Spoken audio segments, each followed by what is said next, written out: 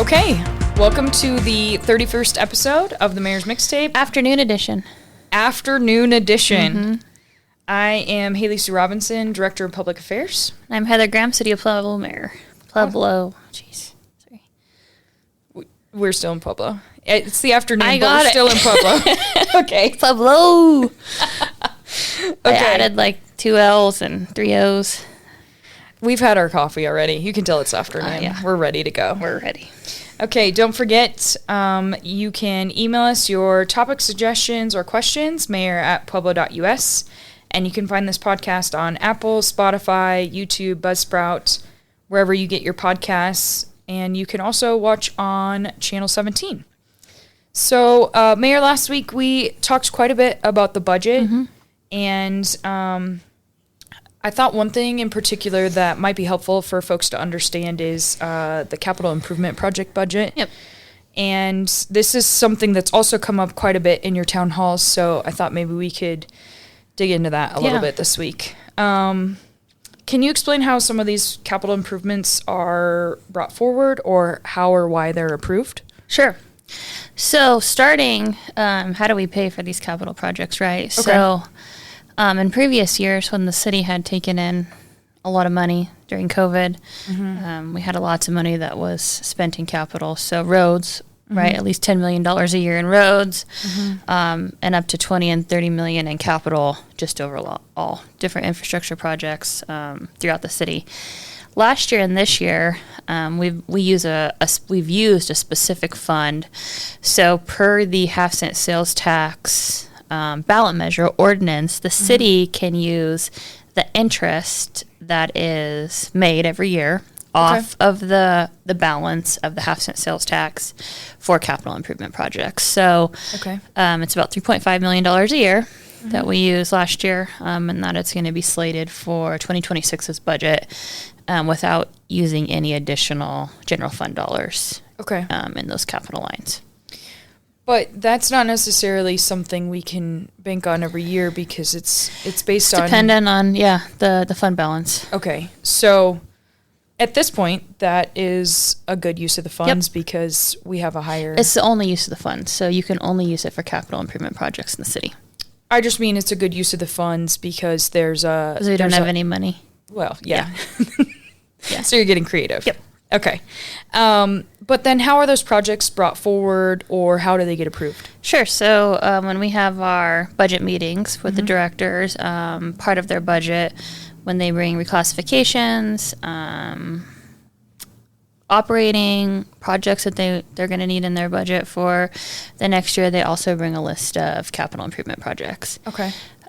So each department is kind of different, right? So our smaller departments, like our city clerk's office, our municipal court, their capital improvement requests are very small. It might be last year we purchased a car for municipal court because their car that they were using to transport individuals was very old. So that was a capital request that came through that I okayed through the budget process. So you see the larger capital asks from Public Works, right? All the roads, all the infrastructure.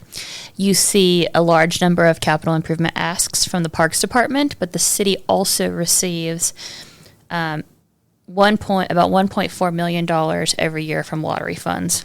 Oh, sure. From the state. And those dollars can only be used for park-specific things. So we like to use the $1.4 million for capital for our parks every year. So that really frees up the $3.5 million to be used mainly for infrastructure projects. So like those lottery funds, an example of that would be the slab. The slab, yep. Okay. And I know we've seen... Parks equipment, pool equipment, any kind of... anything just like parks improvements. Parks improvements. Yep. Yeah. That money can be slated for. But so then that allows our capital improvement project funds to really serve public works. Yep. Okay. Public works, police, fire. Sure. If you go to in our budget book, if you go to the capital improvement plan line item, you can see the detail. Okay. It'll tell you the project starting off, where it's funded from. So whether it's general fund, the economic development interest that I talked about, the E911 enterprise funds from wastewater or stormwater, highway user funds, and then lottery funds is the CTF line. Even some of the enterprise funds would be from the golf courses. Or the golf courses, yep. Like I know one project that was completed this year was the cart path renovation. That was a question that you actually received at one of your town halls was, can we use some of the excess funds from the enterprise of the golf courses to fund roads? Yeah, no. You can't mix the money. Okay. I thought that was, I think that's a fairly good ask, though, for folks to understand. No, how does the budget work? Why does this pot of money go towards this? Because the individual who asked said, hey, I'm not a golfer. Yeah. I don't want to have to pay into that. And I think the way that you explained it was, it's okay, you don't. Yeah. The funds that are generated is based on someone like myself. I am a golfer. Yeah, so when I go play at Walking Stick or Elmwood, it's my tee time and then my greens fees and the cost of the carts. And that's what makes up the enterprise fund. So regular everyday folks who don't play golf aren't paying into that enterprise fund. Right. Yeah. Yeah. But I think that's a good question for folks to understand. How does this budget work? Yeah. Why are some funds earmarked in certain ways, or why can't we mix them? Right. Yeah. And then, since I became the mayor, one thing that I really wanted to focus on is making sure that the projects that were asked by directors are completed within that calendar year, right? Like, if you're going to do, let's see here, like the technology upgrades, right? We budgeted $1.5 million. We met in March. We met again halfway through the year to make sure that those funds are going to be expensed through the 2025 budget. Okay. Because I think people want to see tangible items with their tax dollars. They don't want to see this revolving, ongoing fund that you're just putting like $20,000 in every year until you get to that $1 million to get this project done right. Because at that point, the project's way more expensive than it was when you started. And I think people like to see what their tax dollars are being spent on right away. Yeah, that makes a lot of sense. Yeah. So can you explain some of the projects that have been completed this year as part of the capital improvement projects in 2025? So, one of the big is the city building repairs. If people have been to, or for City Hall security upgrades. I'm sorry, if you've been to City Hall lately, you see that we now have the metal detectors on both sides. Obviously, it's a government building, trying to make it more safe for the people who work in this building and the people who come to this building. And also, City Hall is an event space. So Memorial Hall is rented out for concerts or events, so really just to help with security and safety. Yeah. So we've seen that one's been done. We allocated $350,000 for the drones as first responders. And I know you and I did the podcast from the Real-Time Crime Center where we got to see one of those drones. Right. So that project will be completed this year. Right. The small SUV for municipal court we talked about. The fence around El Centro. The restroom fence in the backside. That was completed. We've allocated $200,000 a year to the fire stations, the older fire stations who aren't three of the new ones, to help with some of those safety measures that need to happen. Okay. In those older stations. So, let's see here. Citywide cleanup projects, $200,000. So we use that as a capital improvement plan when we do our 2 large citywide cleanup projects to pay for all the dumpsters, the dump. Anytime we do the tree removal because of the storms, that also comes out of that money. I think that's one thing in particular. So if you look in the budget line detail, I think it's actually on your next page, and there's a line item, and it is consistent for the next 5 years, and it's $200,000 each year. It's part of the 5-year plan project detail chart. Why is it $200,000 each year For the fire stations? No, for the cleanups. Oh, for the cleanups, I think that's Just so it remains consistent and right, on the so books? that we know that we want to allocate taxpayer dollars Got it. to help clean up the city. So And those are specific to, like, what we normally have is May and October. So Yep. we have one coming up next month. So essentially that just lets folks know, hey, this isn't a one-time Right. or 1 year Yep. project. This is an ongoing project, which will be completed each year. We'll Yeah. spend $200,000 each year, but we'll do it for the foreseeable future. yeah, until the community's clean. Okay, cool. Let's see. You can see, like, you know, when you go through this, you can see all the budget requests, right? So Yes. the ones that were unfunded, obviously because the dollar amount was too large, Sure. or there was something else that came from that department that was more needed in the Sure, immediate higher future. priority. Yeah, but they put all their projects for a 5-year, and that's what we submit. And I think one thing that's important for a lot of folks is if they don't have a in-hand Yeah. budget book like what we Most have. people don't, yeah. Right. You can find it online. And actually, we went through the OpenGov process a couple of years ago, and it's much more easily readable and accessible. I feel like before you had like the little charts and you were kind of Yeah. squinting and looking, and it's a lot easier. You can go by each department. Yep. You can look in the public works or stormwater, and go line by line and find all of those things. Anything else about capital improvement budget that you think folks don't understand, or that you'd like them to understand better? You know, for next year, we have some great projects that have been asked to come forward. So City Council will see those on the 20th. They'll be at the Planning and Zoning Board. That's also part of our charter that we have to submit the capital requests. And for next year, and for as many years as we can, as we have that interest, we are going to be making the payment for PMJC. Oh, sure. For the air conditioner, right? Because that's a capital improvement to the building. Right. And then the payment for what we're going to be calling CAB, the city annex building, which is going to house all of our other departments. We'll be making those payments because they are capital improvement projects from this capital improvement allocated interest. Okay. And so that's also going to save the general fund on taking the hit for those two larger projects. That's exciting. Yeah. Okay. Great. Yeah, we think it's a great use of the fund.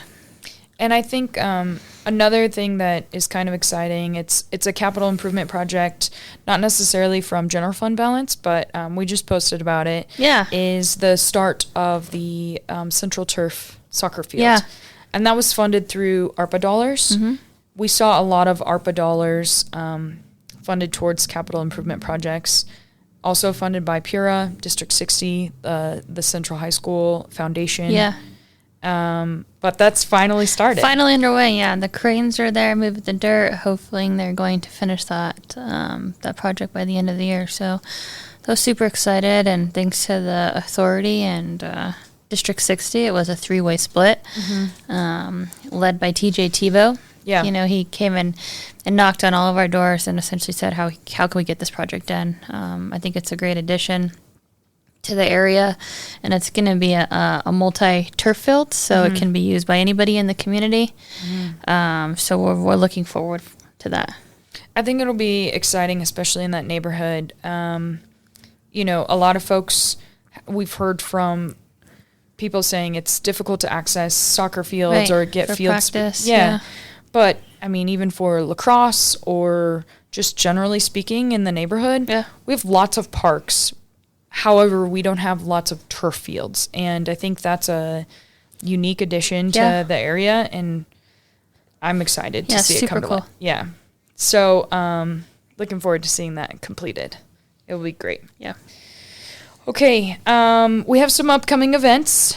This Thursday, October 2nd at 5:30, you will be joining Commissioner Swearingen DA Beauvais, Sheriff Lucero, and Chief Noller for Public Safety and Crime at the Sangre de Cristo Arts Center. Yeah, city was asked to come and talk about public safety, and especially public safety in schools. And, you know, what we do as the police department with our SROs, what schools they're in, how we decide what schools.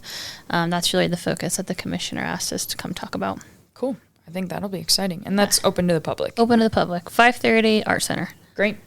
Also next week, you have another town hall, CSU Pueblo. Yeah. Tuesday, October 7th, also at 5:30, Oshiato Student Center in the ballroom. I know they're technically in District 2, and so you'll probably talk about some District 2 specific projects, but maybe kind of overall what's going on in the city. And absolutely. Hear from the students and find out what their questions are, too. Yeah. And then also, upcoming, we'll probably announce this quite a bit, and that way people will say, I knew about it, and I could participate, is the Team Up to Clean Up, the twice annual event that we do. Yep. So we'll have 3 locations, CSU Pueblo, Colorado State Fairgrounds, and then Recycle Works for green waste. That's on Saturday, October 18th. And we do that from 8 to 3. Yep. So that'll be exciting too. It's always a good time. Yeah, we always have a good time. Makes you feel accomplished after It does. Yeah. You know, you're usually out there. Yep. Picking up trash and mattresses and couches and whatever else. Yeah, it's a good day for the community. It is a good day.